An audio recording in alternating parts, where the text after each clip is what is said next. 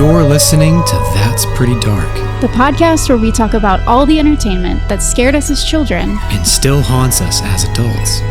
So grab your flashlight and join us as we take a frightfully nostalgic look over our shoulders.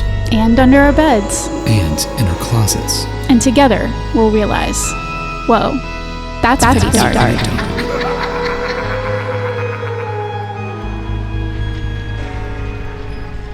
So this is a time for like really good movies, and I feel like sometimes we sit down and we talk about, you know, some of our favorite movies we've seen recently. Sometimes I can't remember any of the movies I've seen it's been recently. a long time since we did that, but It's one of those times, but you know, I don't know if you've back in the day. I don't know if you've seen this. It's you know, it didn't come out recently. It's been the past couple of years. Really good musical. It's called Wicked. Have you heard of it? You were being sarcastic. I have, actually. How could you tell? Was it the tone of my voice? Just your tone, your overall vibe, your general self. Just my face, the way I look. But this is my face. Yeah, I don't know if you Darklings have heard of it, but there was a little Wicked adaptation that came out last year. It's really good. It's about these two witches. Christian's going to mansplain Wicked to you. Are you ready? You'd think they're sisters, but they're not. They're actually just, well, they're like roommates. I was going to say friends. They're not actually friends. See, and they were roommates. Okay, so it's a long story. They hate each other at first. The Wicked Witch of the East, bro. In the land of Oz. Have you heard of that? I have heard of the land of Oz. It's a wild place. So much going on. It is indeed a wickedly exciting month because Wicked Part 2 is about to hit theaters or has hit theaters. Not sure exactly when this is going to come out. But Christian and I planned to cover this movie a year in advance. It was one of the only things on our calendar for 2025 was that we knew we had to get here. We didn't have October figured out. We didn't have our summer figured out. Nothing. We were like, but in November, Return to Oz. Wicked for Good's coming out. Return with us. So, not a paid promotion. I wish they were sponsoring this episode to like promote the movie. That Wicked advertising is getting crazy. They even got That's Pretty Dark on board. I don't think they need our help. Definitely not. But this is That's Pretty Dark, where my name is Kaylin. My name is Christian. Getting wicked this evening. Getting wicked, taking it back to the 80s with a movie night that has been oft requested over the past 4 years of us doing this show just so frequently. And somehow neither of us caught this film as kids. Nope. But we trusted all of you, dear Darklings, who have been requesting it. And I have but one thing to say. You were incredibly correct. Oh my God. About everything you said. Certified pretty dark. We get a lot of really good requests. And this is probably, I don't want to say the top of the list, but one of them, certainly. The cherry on top of the list. Mm-hmm. You know what I mean? Yeah. It's always tricky for me when we're getting into a movie night that I didn't see as a kid because I don't have that emotional, like nostalgic pull to it. And it's a little more intimidating because I'm coming in knowing less. But with something like this, I felt like I had at least sort of a vague idea of what was going to happen. And all expectations were exceeded. Definitely. In every direction, good and bad. It was trippy for me because, you know, hadn't seen it, but I've read maybe half of the original Oz novels. Mm-hmm. So all of it was vaguely familiar. And it's kind of twisty-turny. It's kind of like some of it got put in a blender. We're going to talk about how and why. Well, it is two books smushed together. Right. Give it the old mix 'em up. Yeah, even though we hadn't seen it, it is still connected somehow. I do feel a connection. Like right up top, it had all of this longing, the shooting stars, the skeleton keys, and it made me feel like I was in the right place at the right time watching it. It's so on par with so many things we've covered. It fits in the pretty dark box so tightly. Like it's just supposed to be there. Oh, absolutely. Sometimes we have to bring you along, convince you along the way, myself or you or our Darklings, one of the three. This one does it for us. But this one does all of that heavy lifting for us. Right up top. Right up top of that newspaper clipping. Return to Oz, described in promotions as a dark fantasy film, was produced by Walt Disney Pictures and premiered in theaters on June 21st, 1985. It was intended not to be a sequel or continuation of the 1939 Wizard of Oz film, but an entirely new story in the same Ozian universe. Yeah, that's what stood out to me, though, is that this is so much truer to the books, the source material, than The Wizard of Oz, the original movie, ever was. Yep. We have so much to say about that. We're going to be talking about that, honestly, throughout this whole series. Which, by the way, we're going to also cover that eventually, but this felt much more pressing. Mm-hmm. This one's much more to the point. And much darker. Yeah. Everybody still thinks it's a sequel, though, or was meant to be one. It even earned a mention in the Guinness Book of World Records as the sequel that was made the longest period of time after the original. It was released 46 years after the original Wizard of Oz. Wait, has that been beaten by That has been beaten. Do you want to guess what by? Blade Runner? No. Oh. I don't know. What is it? Bambi. They made a sequel to Bambi? Yeah, Bambi 2 came out in 2006. Why? That was 64 years after the original. So. Yeah, no, I have no memory of that whatsoever. But I do want to say, though, this is a dark fantasy version of, the Wizard of Oz universe. It feels like they were actively trying to make a horror movie version of the Wizard of Oz. What if it was the Wizard of Oz, but horror? But horror. Which I like that premise. Because I do. The darkest aspects of this movie are creative license. Yeah, that's true. But you're getting way ahead of me. I do that. I'm guilty. Are you ready for a summary? Oh, I'm so ready. Relying heavily on childlike hope and what feels like dream logic, Dorothy is haunted by the events of her time in Oz. And then when Aunt Em attempts to get her psychiatric treatment for this preoccupation, she bravely, if unwittingly, returns to discover the Emerald City in ruins. She, her talking chicken, and a ragtag bunch of new friends must rescue her old ones and save Oz from its much less sparkly fate. What's the difference between a chicken and a hen? I don't know. I don't know if there is one. A male chicken's a rooster. Male chicken is a rooster. Yeah? Maybe a hen is an egg-laying chicken? Is it just a type of chicken? There are lots of types of chickens, and you know who probably could answer this question for us? Our editor, Mason. Frank Baum. Oh, that's true.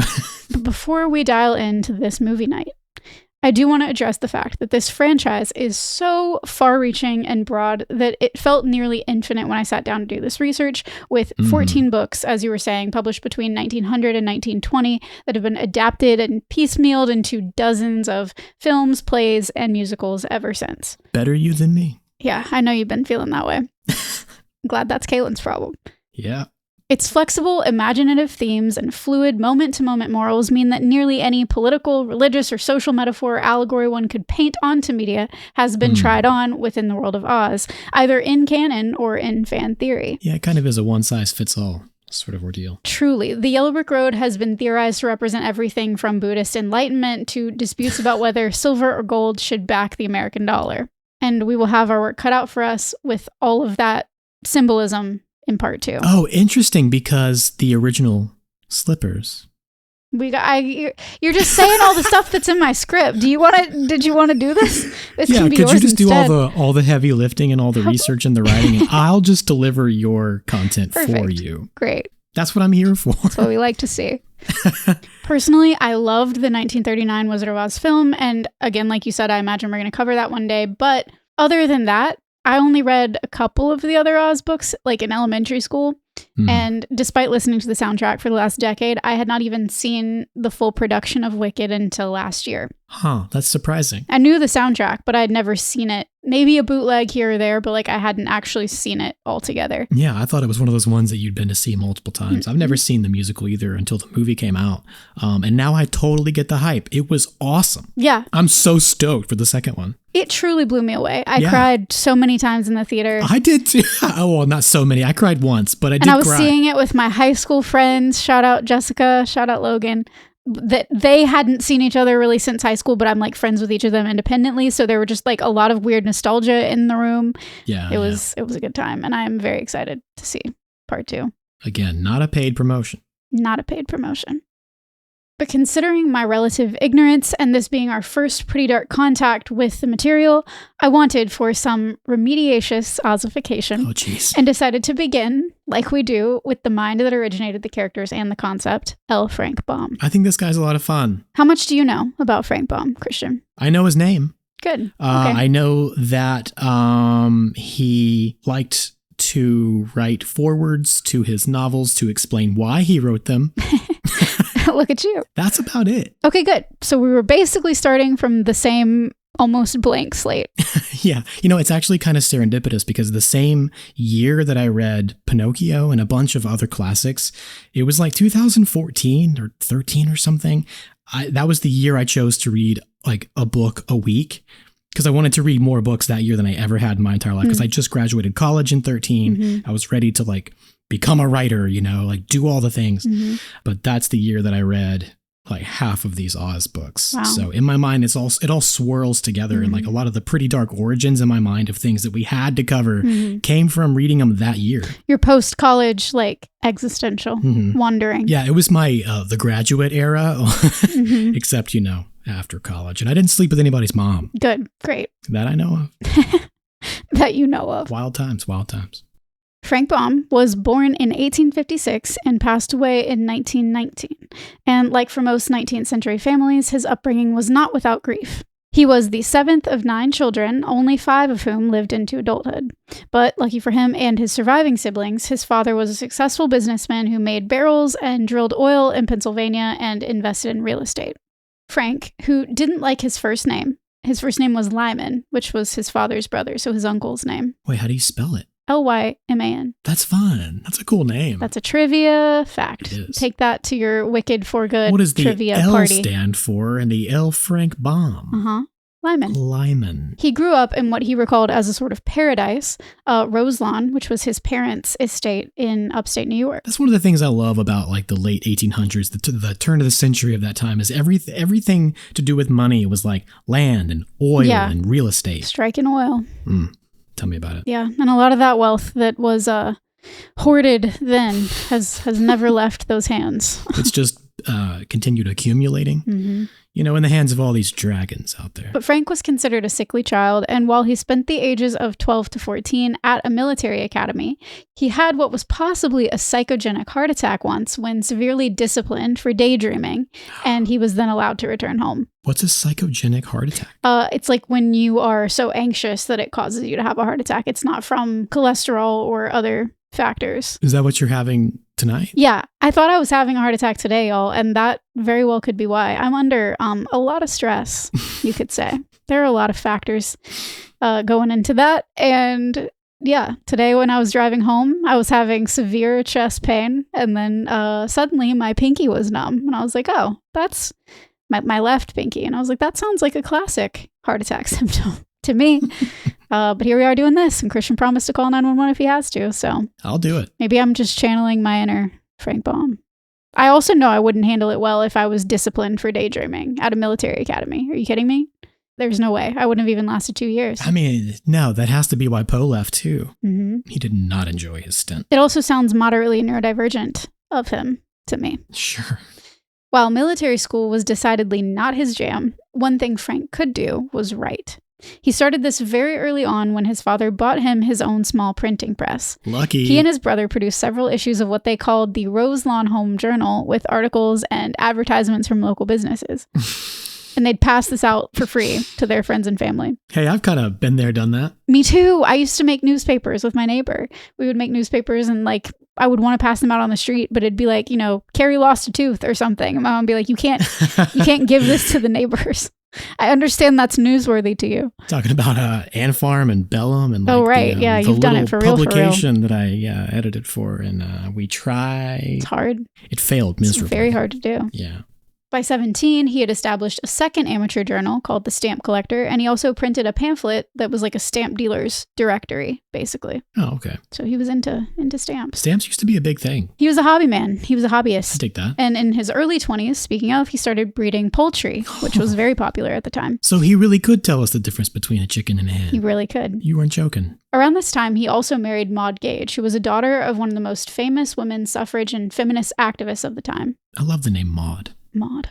A local newspaper reported that their ceremony was one of equality and that their vows were precisely the same on both sides, which is really cool of him for the late 1800s. Sure. I feel like his politics were mostly pretty sound. I will say we always have to call this kind of stuff out where it exists. We don't know the specifics exactly, but he said some horribly racist things about Native Americans. Yeah. Genocidal, in fact, and not okay. Yeah. But because of his involvement and his other politics, it's not entirely clear if he meant it or if he was just being heavily satirical in what he said. Right.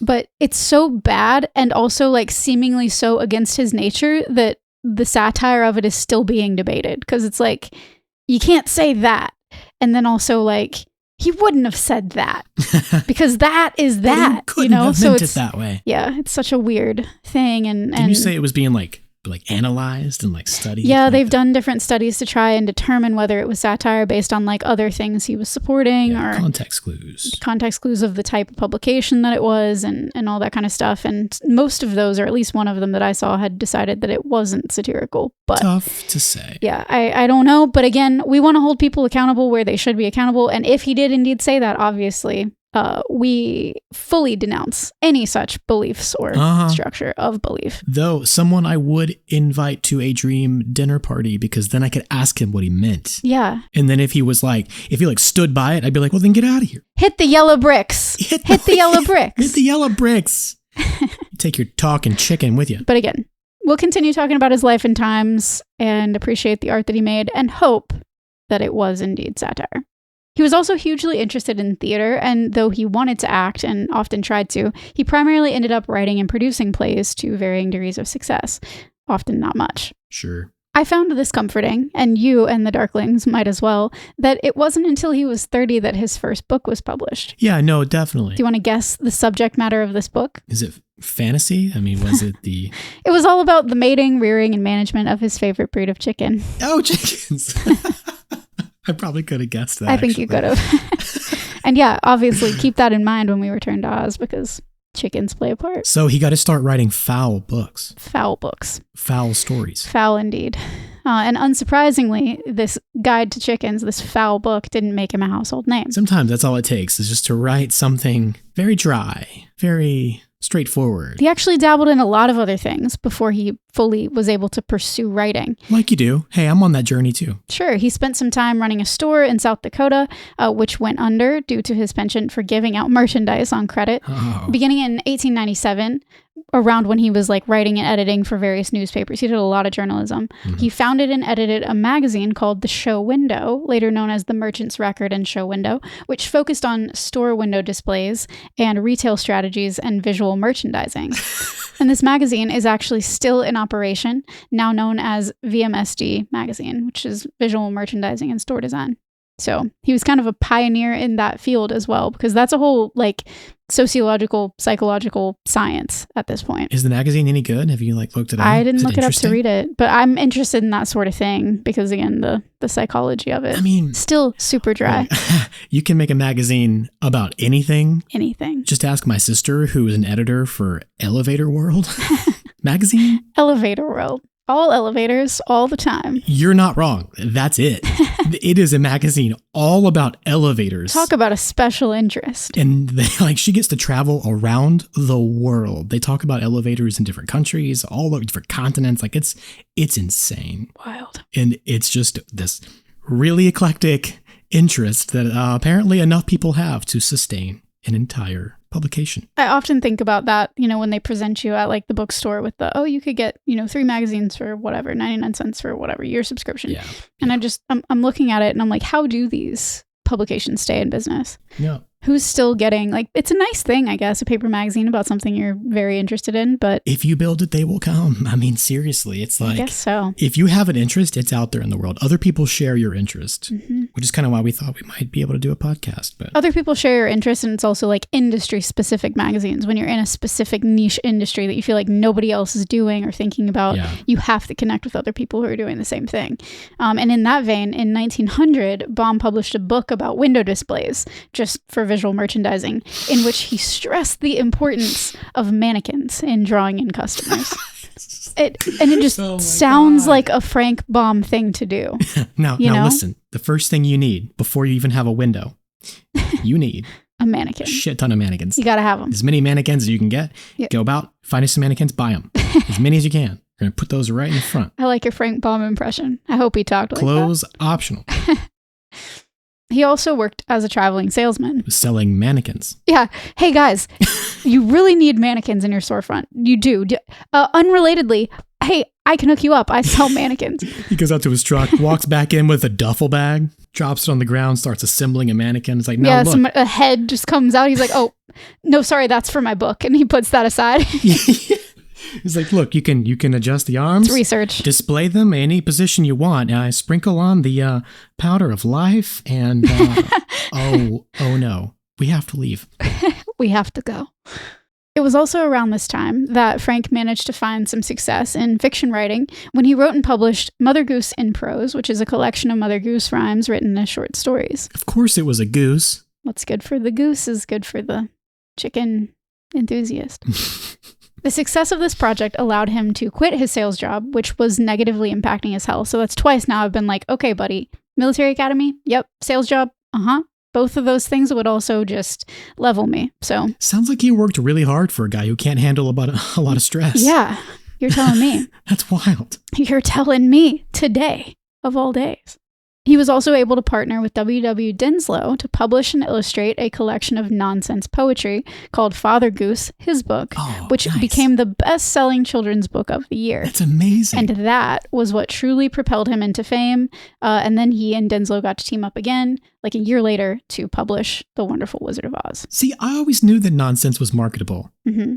I've like always known that, but nobody else agrees. Dr. Seuss. Shel Silverstein. Eric Carle. My best friend's little boy Tommy loves books by Eric Carle, and it's not that it's nonsense, it's more poetry than nonsense, but it's like it'll have like 1 or 2 words per page about like the changing leaves in fall or something, and it's like so quaint. Wow. Yeah, I could do this, maybe. So simple. Probably not, honestly. It's good for the mental health. It's good for what ails you. As usually happens when reflecting on the life and career of a great creative, I was struck by how this kind of success or influence rarely, if ever, happens in a linear fashion. It felt like Frank, as you read about his life, was taking 2 steps forward and 1 step back over and over and over again, dipping his toes into different deemed more practical pursuits. Mm-hmm. Likely, it seems due to outside pressures to make a living and support his family. Yeah, what's that like? But then he finally leaned into this imagination and whimsy that had hallmarked his life. And look where that got him. Remembered now as a prolific author, journalist, and chronic dreamer, he wrote 41 other novels, not including 4 lost unpublished novels in addition to the Oz series, as well as 83 short stories, over 200 poems, and at least 42 scripts. Can you get these lost books? I don't know. I didn't look into it. I read that they were lost. I think there was a fire somewhere at a theater, and he lost some manuscripts. I see.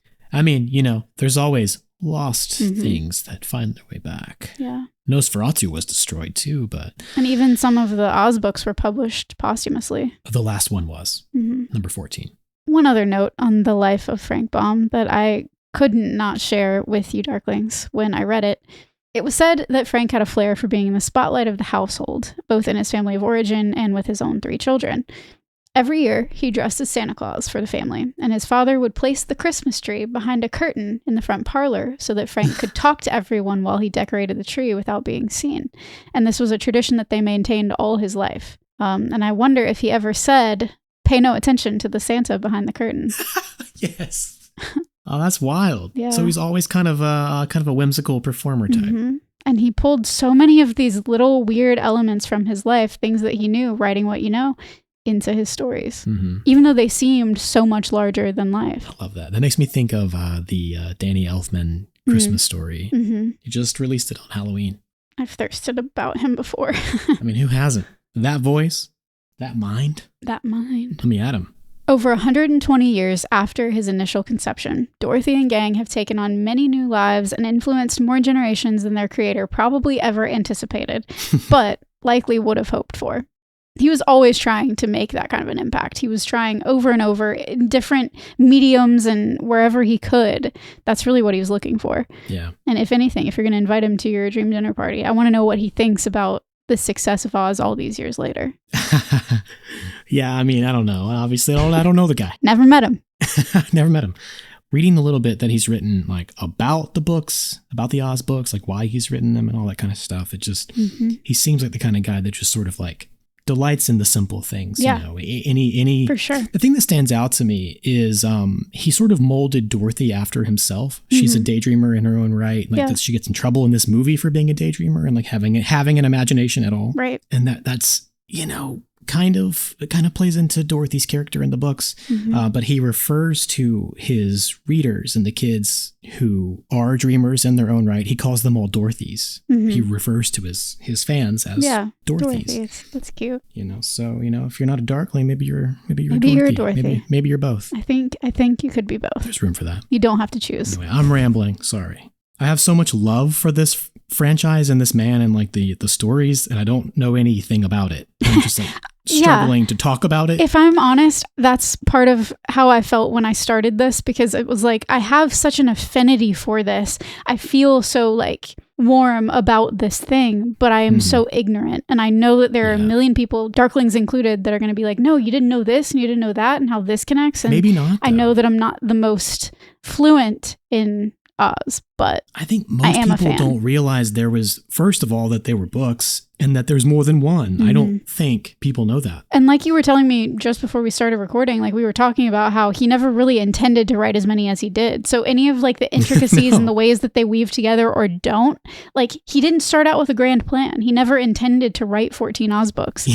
You told me that it was all really because one little girl asked him to, and he said if he got 1,000 letters, he would continue the series, and he got way more than that. He made her a promise. So he was just a man not knowing where he was going either. And I kind of like that road is more winding, you know? Those yellow bricks, you know what I'm saying? They take you where you got to go, but you don't always know where you're going. The going. roads are winding, the branches are weaving, and one such branch of this Ozian tree that is our reason for gathering here today is the return to Oz. That's right. The screenplay for this was based on the second and third books in the series, The Marvelous Land of Oz from 1904 and Ozma of Oz from 1907. That's right. And it was all just mashed together, like you said at the beginning.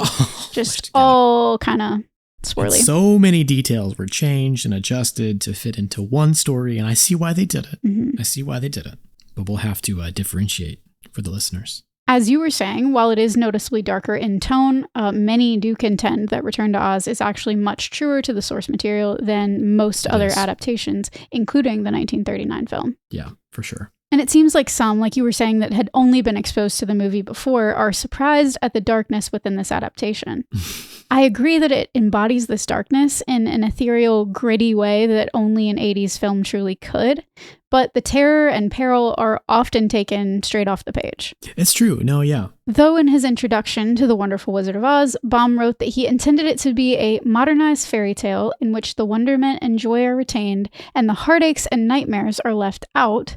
The actual events taking place throughout the series are frequently dark and tragic. We have a girl being carried miles away from her home by a terrible cyclone, a girl nearly drowning, being attacked by various animals and monsters, being enslaved by a tyrannical witch, or literally headhunted by a power-hungry princess. But the thing is, the style of the prose almost prevents that intensity from reaching the reader. Yeah. To me, it's almost like Baum kind of put himself in between the action and the reader. That was kind of why I stopped reading halfway through, is because it was just sort of the same thing over and over again. Yep. Because he constantly is protecting the children who are reading his stories from the events he's trying to write about.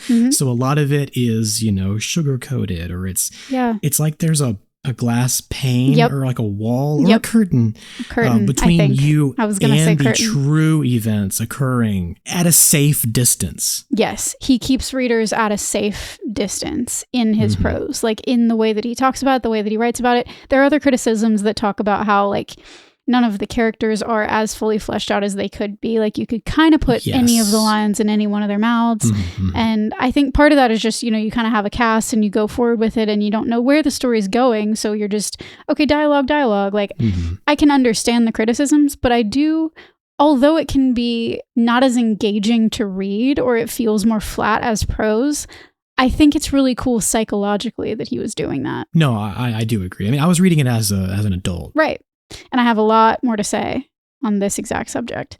For example, Ozma of Oz begins with Dorothy Gale being swept overboard and clinging to a chicken coop in a terrible storm at sea. On her way to Australia. A scene that is also kind of depicted in Return to Oz. Yeah, a little bit. Except instead, in that case, it's after her escape from a psychiatric hospital, which wasn't in the books. No. But this, even just being, swept away to sea sounds scary. But in the book, it reads, Dorothy had a good ducking, you may be sure, but she didn't lose her presence of mind even for a second. Why, I've got a ship of my own, she thought, more amused than frightened at her sudden change of condition. And then, as the coop climbed up to the top of a big wave, she looked eagerly around for that ship from which she'd been blown. It was far, far away by this time. Perhaps no one on board had yet missed her, or knew of her strange adventure. Down into a valley between the waves, the coop swept her, and when she climbed another crest, the ship looked like a toy boat. It was such a long way off. Soon it had entirely disappeared in the gloom, and then Dorothy gave a sigh of regret at parting with Uncle Henry and began to wonder what was going to happen to her next. Just now she was tossing on the bosom of a big ocean, with nothing to keep her afloat but a miserable wooden hen coop that had a plank bottom and slatted sides, through which the water constantly splashed and wetted her through to the skin, and there was nothing to eat when she became hungry, as she was sure to do before long, and no fresh water to drink and no dry clothes to put on. "Well, I declare," she exclaimed with a laugh. "You're in a pretty fix, Dorothy Gale, I can tell you, and I haven't the least idea how you're going to get out of it." Yeah, it's just, I love the prose, the dialogue. I love how quaint it is. It's so quaint. And she has this like attitude about it. She's just like, I'm going to take it on the chin. I'm going to take whatever comes at me. Mm-hmm. And we talk about that sometimes, how the way that a protagonist handles something or views something significantly influences how a child audience especially is going to perceive things like sadness or anger. Oh, yeah. Just to have that example in front of them of how this character is adapting or internalizing those feelings. Or not. I think it was R.L. Stine that said, you can pretty much put whatever you want into a kid's scary story as long as you remind the reader that they're safe while you're telling the story. You have to remind them that like they're going to be okay, but then you can pretty much do whatever you want. And I feel like this is the epitome of that. It also reminded me a little bit of the moment in Halloween Town we were just talking about where Aggie's like, we were just struck with a beam that freezes us. We're not dead. Don't worry about us being dead because we aren't. And so if we were dead, that'd be bad, but we're just frozen, not dead. So everything's fine. Not dead yet. I think that there are more and less graceful ways to do it, but it can be a valuable thing to do, depending. I think Dorothy's resilience in the books leaps off the page, and I felt like this was an important distinction for us to note as we're just beginning this trip into Oz. I think it's something that's going to carry us through. It's something we're going to talk about a lot. I noticed throughout my first watch of Return to Oz that even this Dorothy Gale is almost comically detached from the peril as it's playing out. Like she's like, well, it can't be helped. Like I think that's a quote from the book. I would imagine so. And it's also her like parroting Aunt Em, because Aunt Em is very tough as nails, practical, like just get up, pull them up by your bootstraps, kind of thing. Like that's an Aunt Em-ism. And I can hear Dorothy just like, can't be helped. Like I'm parroting, this is a bad thing that's happening. My parents said, So that is how it works. Well, it's a lot like we were talking about with DJ McHale, is like you have to make your protagonist resilient and resourceful because there's that self-empowerment of teaching kids that they can solve the problems if they just put their mind to it. But the thing about Dorothy is the reason she is endlessly resourceful is because even if she can't figure it out, she's willing to like rely on her friends and the people helping her on her journey to help solve the problems. She's like, well, if I don't know, if I can't figure it out, I'll find someone that does. Yeah, maybe one of you knows what to do. And like when they have a suggestion or an idea, she's like, let's give it a shot. They're willing to try anything to get to the next step. Right. Yeah, there's not a lot of ego in it, not in the attitude. Right. It's not like about her. It's about just getting to the next thing. She's really not all that self-aware in those ways. She's not trying to be the hero that she actually is. She's just trying to, continue the story. Yeah. I think that attitude was built into her by Frank Baum, and I think it was also incredibly intentional on the part of writer and director Walter Murch. And Fairuza Balk, the actress playing Dorothy. She's so darn cute. I can't believe how much younger she appears than Judy Garland. She is much younger. She was 10 at the time. Judy Garland was a teenager. I mean, Dorothy's a little girl. She's not right. She's not supposed to be. She's not supposed to be a teenager. Judy Garland's age. And Judy Garland wasn't that old either. Just to put that out there. Wasn't she like 16? 16. I just looked it up. So there is a difference, but not that big of a difference. Here's looking at you, GOP.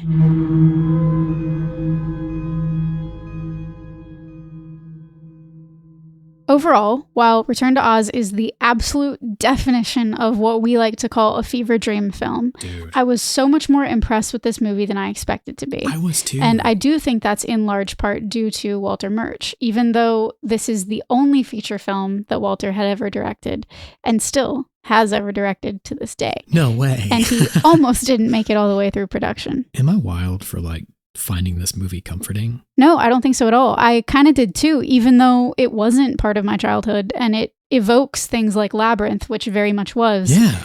I feel like I was experiencing the nostalgia for the movie, Me too. even though I'd never seen it, but like in real time while I was watching There it. is like a weird cozy nostalgia cozy. to this film. And I think there are a lot of reasons for that.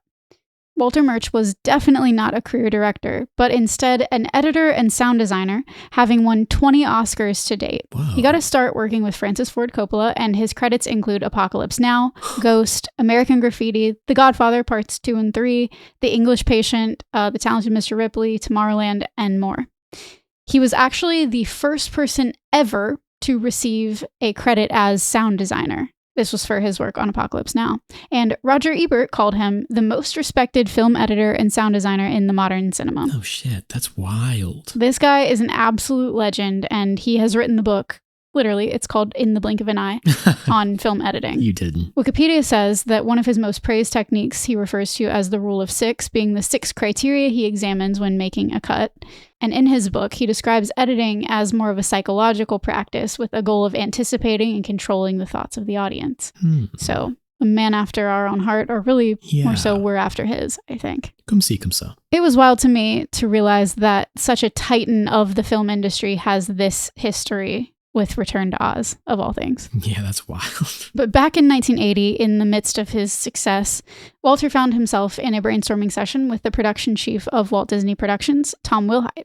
It's said that Walter told Wilhite he was interested in making an Oz film, and Wilhite straightened up in his chair. And Walter had no idea, but Disney had a hold of the rights to the series, and they were due to expire. Yeah, I did read that. Mm-hmm. That's kind of why they jumped on the opportunity, because they were like, well, if we don't... Kind of like why they're doing all the live action stuff now. Yeah. Because they need to hold on to those rights. After some deliberation and sorting of the story, Disney's then president Ron Miller announced that they would be making the film and diverging from the 1939 iteration. Walter teamed up with screenwriter Gil Dennis to adapt and add in plenty of their own flair, also supposedly using a book called Wisconsin Death Trip as a historical source for this film. Do tell. I knew you'd be interested. I am. This book described grim and bizarre happenings in Black River Falls, Wisconsin in the late 18 and early 1900s, detailing the harsh realities facing the rural Midwest. Oh, I gotta get a copy of this Looking book. into it, it sounds like something you need for your Pretty Dark Library. I need it. You were over there salivating. I had it written in my notes. Christian was going to say that, and I could see it on his face. Ooh, there's some all these photos of dead people. What is this? Yeah, there's like a Dorothea Lange like vibe to it. Obviously, even Dorothea Lange was later. But I could get the hardcover for $85. I wouldn't put it past you. No, I've done it before. I liked finding that was kind of a source that they referenced because they wanted to like look at the actual grit of it, like what was actually going on in the lives of these rural people at this time. And it was brutal. A haunting photographic chronicle of 1890s Wisconsin, documenting deaths, murders, suicides, and social decay through Charles Van Schake's lens in Black River Falls immigrant community. I'm obsessed with this already. I knew that you were going to be into this. So it's like you have the Frank Baum as your like base, as your starter, as your potion, and then you dump in a bunch of that. Yeah. And then you make it a kids movie, and that's Return to Oz. Oh yeah. How to make a 1980s kids movie from scratch. The film was developed and produced without any involvement from MGM. By this time, the second and third Oz books were actually public domain, and the rest, again, had been optioned to Disney many years earlier. So they kind of had their pick, their lay of the lay of the land, their choice in what Ozian things they would include. Sure. However, you teased it earlier. The ruby slippers, which were created specifically to replace the silver shoes from the novel and wow audiences in Technicolor, were still MGM's intellectual property, and so Disney did have to pay them a fee to use the ruby slippers. Right. One other thing that they borrowed from the 1939 film was the iconic convention that characters from Dorothy's Life in Kansas would make reappearances in Oz. Yes, I liked that they did that. To me, that's like the core of it, like the essence of it, that you do have that parallel where however far-fetched, however fantastical, you're grounded in a really dreamlike specific way. Well, it's a very modern thing to do. Like, say you're Mike Flanagan and you make Dr. Sleep. but you want to reference the Kubrick Shining as well as the original source material from the novels. Yeah. So you do a little bit of, another little mix them up, a little bit of this, a little bit of that. You mesh it all together, and there you go. You got a brand new movie. With a $28 million budget that fluctuated throughout production due to changing leadership at Disney, principal photography began on February 20th, 1984, and wrapped in October of the same year. It's a long production. This was a long shoot by most standards, and unfortunately, that's probably at least partially due to Walter also. Was he having psychogenic heart attacks like every other week? That was Frank Baum. See? I know. It all connects. Did he pass out and vomit and cry on set?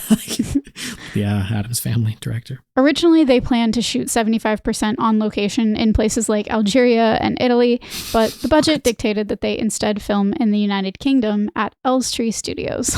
Okay, all right. We all have our grand plans. We all have our hopes and dreams. And if you're talking about something like Oz, why wouldn't you try to go to those types of locales, I mean, absolutely. Reminds me of Wonka as well. I just need to know where that barren landscape came from. I'm about to tell you. The scenes set in Kansas were filmed at Salisbury Plain near London. Wow. These were some of the only flatlands available near to the studios. Mm-hmm. And I don't mind this choice because it makes something that is supposed to feel distinctly Dust Bowl American feel cold and distant in a way that you almost can't put your finger on. Because it isn't America. It's the British countryside. Yeah, I know. It's like the Hounds, the Baskervilles over there. It's freaking American Werewolf in London. Yeah. There's just nothing for miles and miles. And you're like, what are we? Where are we actually? We're not in Kansas anymore. Literally not in Kansas anymore. I'm like, why didn't you just film in Kansas? It doesn't make any sense. It looks like that, only American. It's the UK version. They're already at the studio in the UK. What are you going to do? Would have been real expensive to take everybody back. It's like, do you have anything that looks like this? Well, if you head out back, you got about 100 miles and nothing. All right, great. Perfect. Let's head out back. In February, as you might imagine, it was also literally cold. It was freezing. It looked like a cold movie. According to producer Paul Maslansky, Firuza Balk would cry from the cold, from the pain of the cold, but she would never complain. Oh my God. You and I know that things rarely go as hoped or even expected on film sets, and as Walter began to fall behind schedule, there was heavy pressure from the studio. Disney kept this production on a short leash, and I find that funny after we were just saying last time about Halloween Town they were so hands-off. Wow, that's cool. But I guess a $20 million movie is different than a $4 million decom or whatever I told you guys.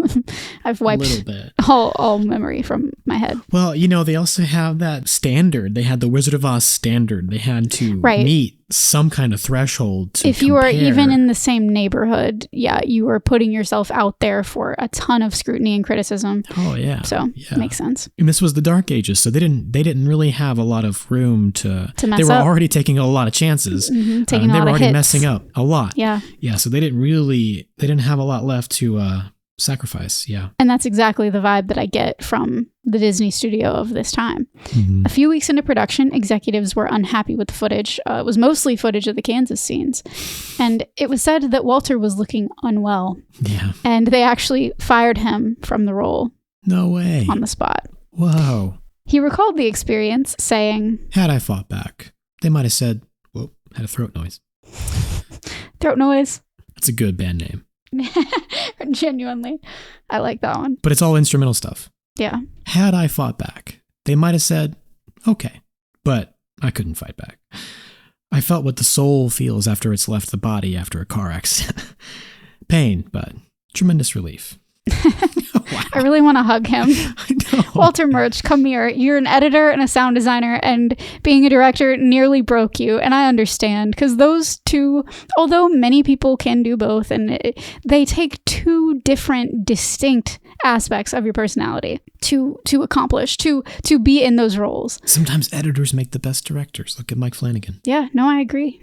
It's possible, but man, the social aspect of directing is totally. A lot. I feel him. Mm-hmm. Me too. I feel him deep. That's what I said. I want to hug him.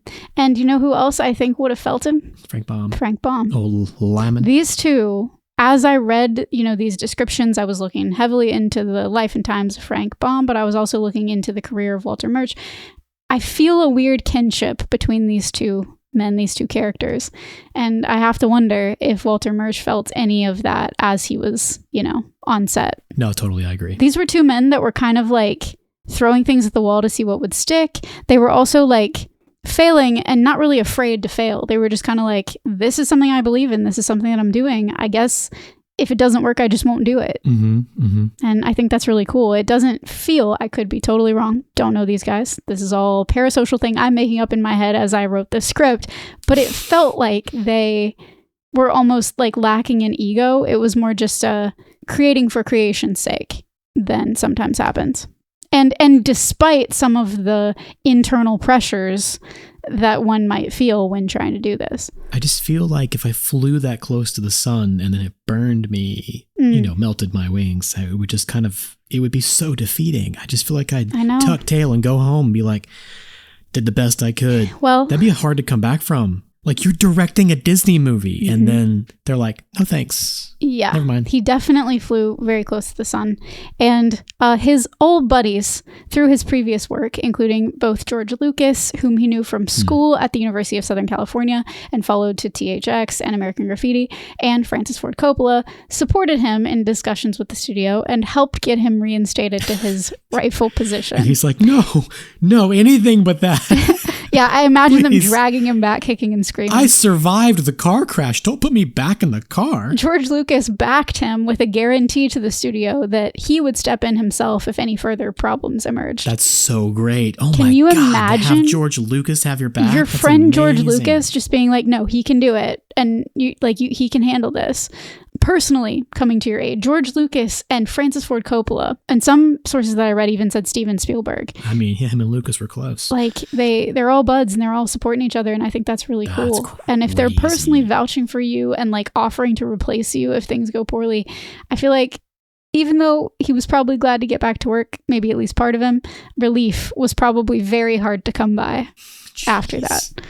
That's really wild to me. I feel like it's not often that we see creatives of that stature like banding together, for a purpose like that, or truly just being like old school buddies, had kind of come up together, worked together. And of course, Walter Murch being the editor and sound designer that he was, they all knew his talent, they all trusted him. And again, he is the most respected editor and sound designer probably in Hollywood. So it's not like he wasn't talented in his own right. It's not like they were having to pick up the pieces of a shattered man. He had a reputation, just not for doing this. Yeah. It's really interesting to me. Interesting dynamic for sure. Another hindrance were the legal limitations of the child actors, mainly Fairuza Balk, who was in 98% of the scenes. Yeah. She could only work 3.5 hours each day between the hours of 9:30 a.m. and 4:30 p.m., which is pretty much entirely crippling for a film schedule. Cannot imagine. I don't even know how you schedule around that, honestly. Was that like union rules? I think so at the time. Or, yeah. I saw it in a couple places, and so I put the exact times because they were listed multiple places. I don't know the exact accuracy of that, but But her tutoring had to happen in the time frame. Like a lot had to happen. So you mentioned her being so cold she would cry. Yeah. Is that why she seemed so sad the entire movie? She seemed sad, but like in an existential way, like just in a. Oh man, it was deep for sure. Yeah, it was just deep in there.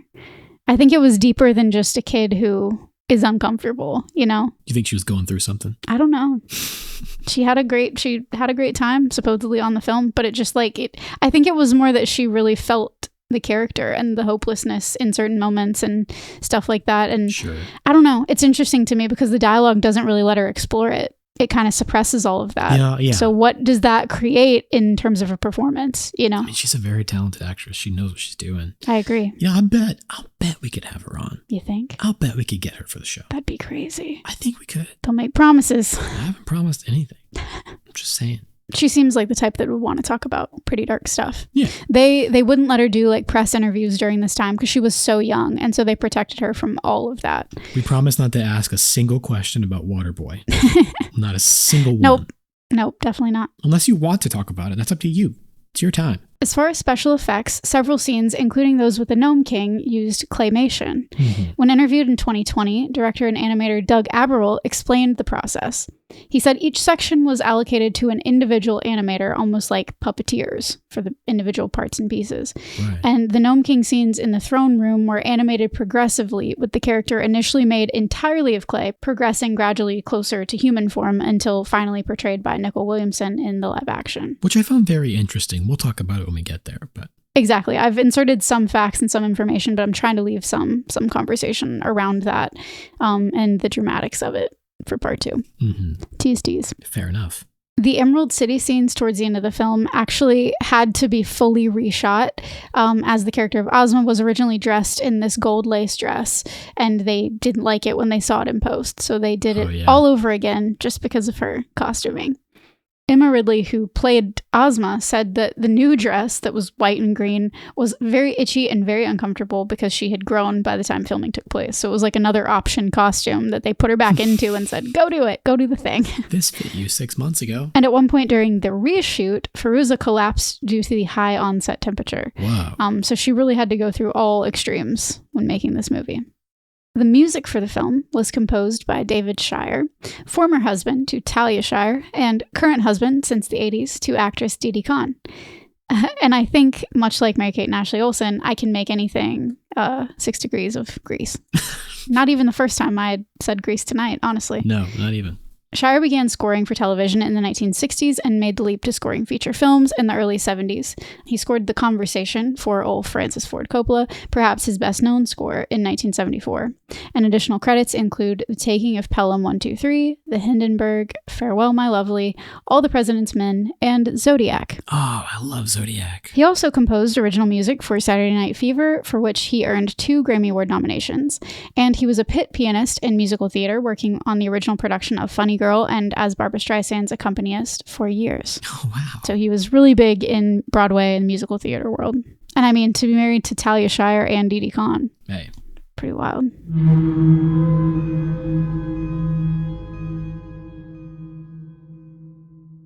Our final stop on the yellow brick road of this part 1 journey is to talk about the cast. We got to do it. Fairuza Balk, whose name means turquoise in Farsi, Wow. because I know y'all have been wondering, probably for most of your lives, stars as Dorothy Gale. She not only looks like, but also her name sounds like a character who would have gone to Willy Wonka's factory. I could not stop thinking and like interchanging Veruca Salt and Fairuza Balk. Yes, that's why. It's Veruca Salt, Fairuza Balk. I did the same thing over and over and over. She does not act like a Veruca, but... No, but she does look like a kid who would have gone to the factory. No doubt about it.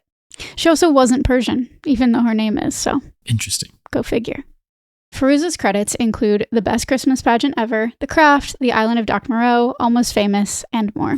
And more, i.e. The Water Boy. I thought you said we weren't talking about Waterboy.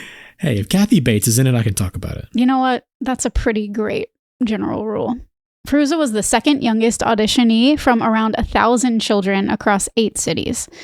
Walter Murch had said he wanted to find somebody who might be Judy Garland's cousin once removed, and producer Maslansky believed that Balk was born to play the role, stating, "She is Dorothy as described by Baum. She is also Dorothy as I think Judy Garland would have loved to play her if she were that age." And not forced to do a musical. Right. Yeah, the musical element is also pretty major in terms of changing the tone. But can you imagine trying to cast Dorothy? I can't. At all, in any era, trying to cast that character. It has been defined. It has been done. Yeah. So anything you're doing, like we were saying, there's going to be this criticism. You're going to come up against all of this because it is so beloved. It is held so close and so dear by so many people. It's like trying to cast the new Harry Potter. Mm-hmm. Like, I don't know how they did it so fast, but yeah, that would have been a nightmare. Comparing her film with the 1939 version, Fairuza said, "It's a different story and a different picture, and I didn't try to copy anything Judy Garland did." And then she said, "It's not that much scarier, but it isn't as bright." And she's not wrong. I think that it isn't that much scarier. It's just the overall, darkness. We keep saying the word because we have to. We're contractually obligated. But it really, the tone, the color, the light, the mood of it is really the main difference. Yeah. A lot of the peril is similar. Maybe not the psychiatric hospital. Talking chicken, Belina, is voiced by Denise Breyer, who was the voice of the junk lady in Labyrinth. No. This was one of those things where I was like, everything makes sense again. There's a reason I'm researching this. That was a funnier character than I expected it to be. Belina did a great job. It was more the throwaway lines than anything else that made her She so got a lot of funny. one-liners. Yeah. The mechanical Bellina was puppeted by Mac Wilson, who did a ton of other puppetry work, including The Dark Crystal, Little Shop of Horrors, Dinosaurs, and Mopatop's Shop, which was a long-running puppet show from 1999 that I had never heard of, but it had like a ton of episodes, and it was actually, I think, conceived of by Mac Wilson. Okay. So he was a puppeteer through and through. He's good with his hands. That was one of my questions. Was it a puppet? Was it an animatronic? Because that was one hell of a fake chicken. It was. And it helps that the role was also shared by 30 to 40 real chickens. Yeah, sure. No, of course. There were moments where it's like obviously a real chicken. That's a chicken. But the fake chicken looked real. Looked really good. Too. And the real chickens were each specifically good for certain things. So they'd be in cages tagged with their purpose, like perch, sit, carry, run. Like whatever they were especially good at, that was on their little tag, which is funny. Search for worms. There were chickens that would attack, and there were chickens that would like run toward cast members, chickens that like were more social, liked people. Fruza especially liked working with them, which was a good thing. But it is really, truly no wonder that this production schedule got them. Yeah, dude. Children and animals, they say. Kids and animals and a director who would rather be editing. And shooting in the UK when it could have been shot in Kansas. TikTok is voiced by Sean Barrett, who lent his voice to Uzra in The Dark Crystal and a goblin in Labyrinth, as well as a bunch of Dark Souls games in the 2010s. Oh, wow. Typecast, feels like. Jack Pumpkinhead, your favorite character, I assume, Duh. is voiced by none other than Brian Henson, son of Jim Henson, who we talked about quite a lot during Labyrinth. He also played Hoggle. He's held a bunch of roles, and he was born into puppetry. Nice. Came by it very honestly. That's so great. Yeah. No, I've loved Jack Pumpkinhead since reading the books. I was like, whoa, hey, whoa. And supposedly, this could just be something that somebody's making up on the internet. Tim Burton was inspired by Jack Pumpkinhead. I mean, at some point down the line. Yeah, it'd be easy to say that. Who knows if he actually It'd be was. real easy to say that. Probably. I'd like it to be true, but there is absolutely no way to verify unless, Tim, call us. I'm going to say don't call us, we'll call you, but definitely call us. Definitely, you're going to have to call us for sure. I kept seeing it and I was like, I have to say these words because I'm sitting in front of Christian Mott, but like, who's to say? Who's to say? Jean Marsh is chilling as Nurse Wilson / Mombi, and her credits stretch back to the 40s, mostly on TV with runs on Doctor Who and The Ghost Hunter. Oh, wow. She was still a working actress up until 2022 and passed away just this year. So rest in peace, Jean. She was quoted as trusting Murch's direction in making his dream a reality, even when much of the production got impatient with him, describing him like a mad, vague professor. He's totally original. That's what she said about him. I mean, if I'm accused of being original, I'll take it. That's a high compliment. Especially these days. Nicole Williamson plays Dr. J.B. Worley as well as the Gnome King, and his credits date back to the 50s. He was a hugely popular stage and screen actor throughout the 60s and 70s. He played Little John to Sean Connery's Robin Hood in Richard Lester's Robin and Marian, and Merlin in Excalibur, so he had this kind of a niche, like, sort of typecast situation too. A lot of those similar films. Yeah, he's got that, like, presence about him. Piper Laurie was great as Aunt Em, and she had dozens of credits, including Carrie, St. Elsewhere, The Twilight Zone, Twin Peaks, Frasier, Dead Like Me, which I just started watching it, and I have never seen it like pop up in any of this research before. I didn't know it existed. It's from like the 2010s or early 2000s, and anyway, but I really liked her. I really liked her portrayal of Aunt Em. Yeah, me too. I thought it was really solid. Matt Clark plays the mostly absent Uncle Henry, but has tons of TV credits, including Little House on the Prairie, and even played a bartender in Back to the Future Part 3. He's got a Little House on the Prairie vibe. He does, doesn't he? I thought that when I was watching it, and then lo and behold. Emma Ridley played Princess Ozma, as well as the patient who rescued Dorothy from electrotherapy. She had very few other credits, but one was as Becky in Boy Meets World's The Long Walk to Pittsburgh. Crazy.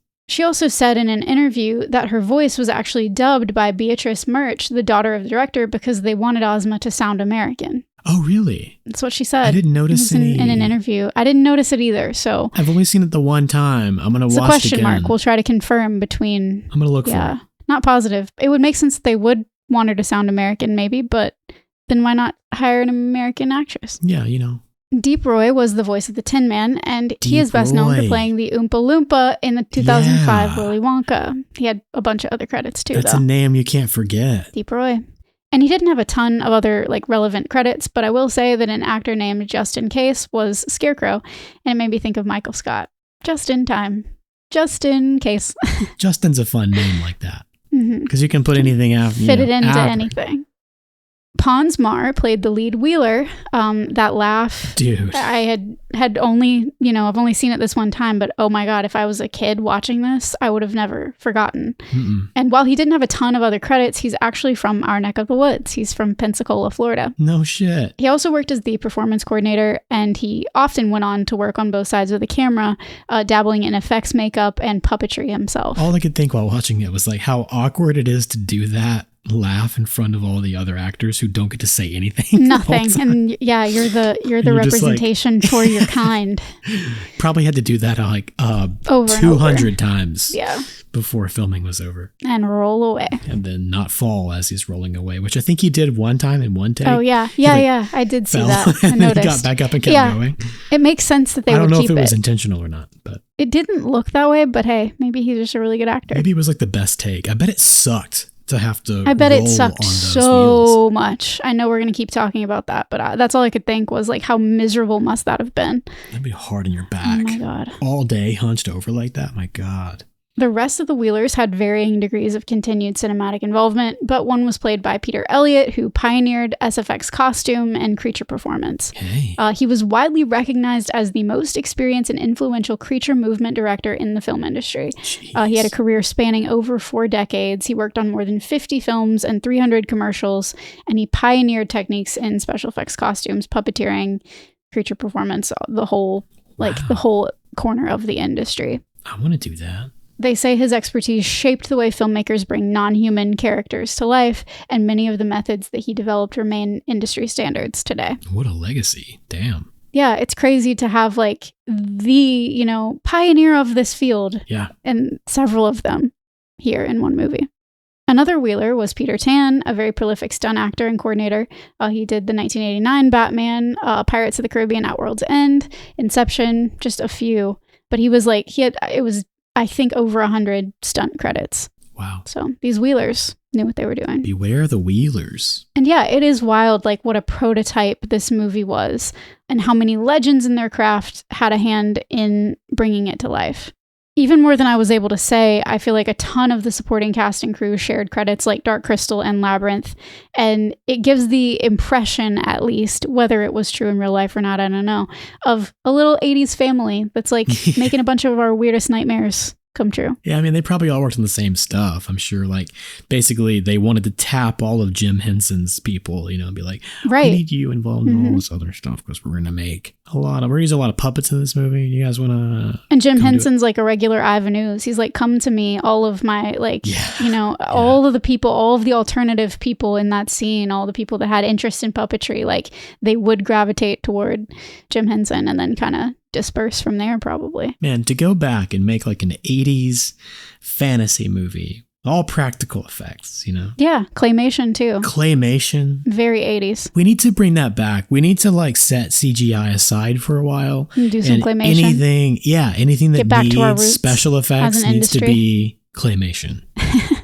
Just see what happens. I mean, Tim Burton just did it again in Wednesday. They had the whole claymation animated sequence to tell that, that ghost story. It had that urban legend. a pretty rich history itself. Like, I looked it up because some of the things I was reading called it clay animation. And I was like, when did it become claymation? Is that like a different thing?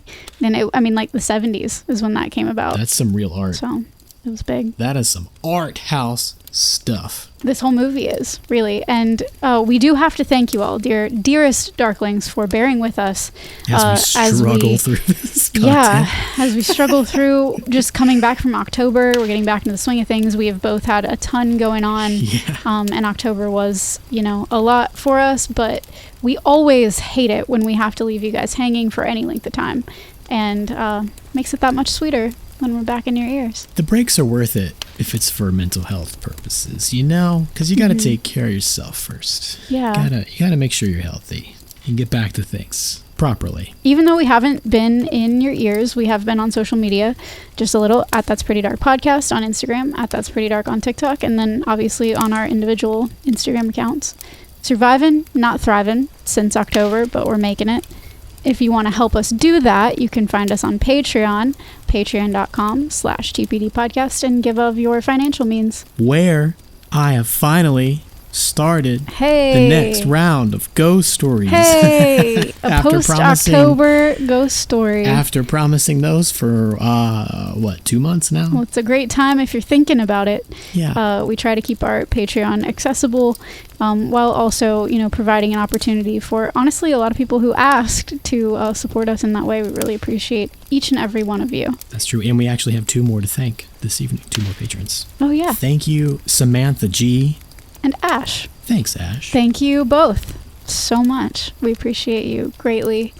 And we're glad you're here with us. We really couldn't appreciate it more. We're glad all of you are here with us, but Samantha and Ash, just a little bit extra right now.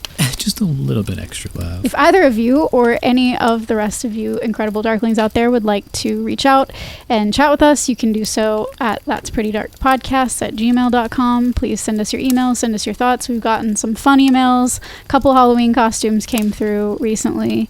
Always makes us really happy. It's a lot of fun. And by the way, I am working on getting our merch site reinvigorated, realigned. It needed to be reconnected to a bunch of stuff, and it was acting silly, but I am working on that. So if that interests you, by the time this comes out, it might just be available for you on our merch tab on our website. Yeah, hopefully. It's a little gift from us to you. I had no idea that was down. But yeah, me neither. Yeah, I gotta get that back up. Thanks for letting us know. It took the one stray listener to go, hey. Yeah, hey. What happened to your merch store? Our bad. We need to revamp that. We need some new stuff. Mm-hmm. Maybe we'll do it soon.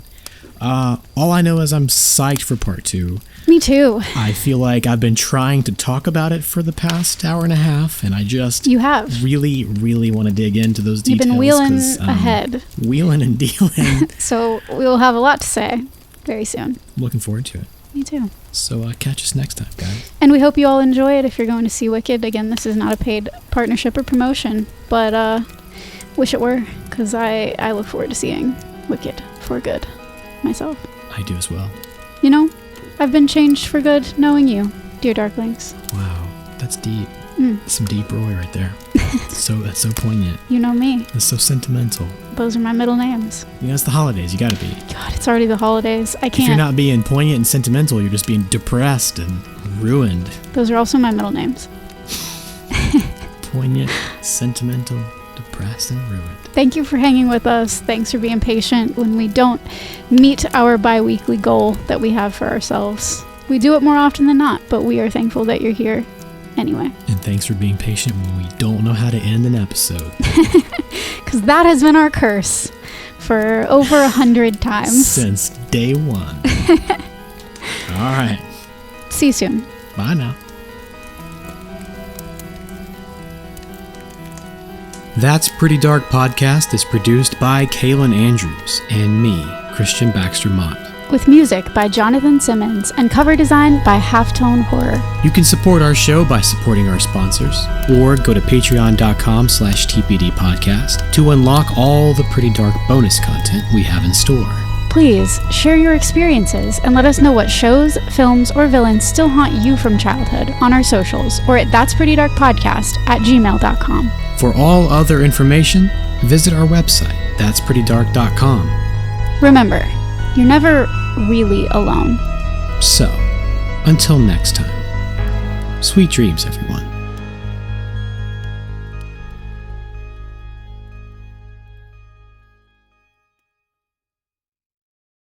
This episode is sponsored by BetterHelp. Hey Darklings, Kaylin here. We know our generation has a surplus of pretty darkness in common, and if there's one thing unpacking our upbringing has taught us, it's just how essential therapy is for shining a flashlight on the darkness in our own lives. I don't know where I'd be without mine.